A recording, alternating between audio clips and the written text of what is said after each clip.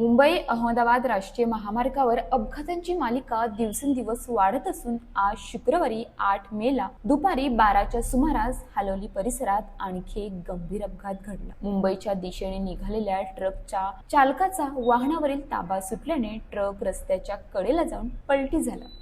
या अपघातात अंदाजे 30 वर्षीय चालक आशिष विश्वकर्मा याच्या डोक्याला गंभीर दुखापत झाली आहे। अपघात इतका भीषण होता की ट्रक पूर्णपणे उलटून रस्त्याच्या बाजूला कोसळला। घटनेची माहिती मिळताच समाजसेवक तथा ॲम्ब्युलन्स चालक अखिल सय्यद यांनी तत्काळ घटनास्थळी धाव घेतली। त्यांनी जखमी चालकाला तातडीने मनोर येथील सह्याद्री हॉस्पिटलमध्ये दाखल केले। सध्या आशिष विश्वकर्मा याच्यावर उपचार सुरू असल्याची माहिती मिळते। दरम्यान मुंबई अहमदाबाद महामार्गावर वाढत्या अपघातांमुळे वाहन चालकांमध्ये भीतीचे वातावरण निर्माण झाले आहे।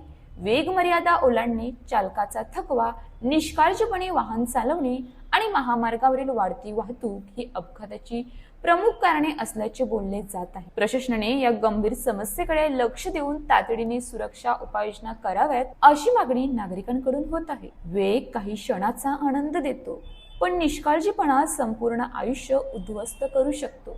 महामार्गावर सावधगिरी हाच खरा जीवाचा विमा आहे। अशाच ताज्या बातम्यांसाठी आमच्या न्यूज पोलीस रिपोर्टर चॅनलला लगेच सबस्क्राईब करा आणि बेल आयकॉन दाबायला विसरू नका।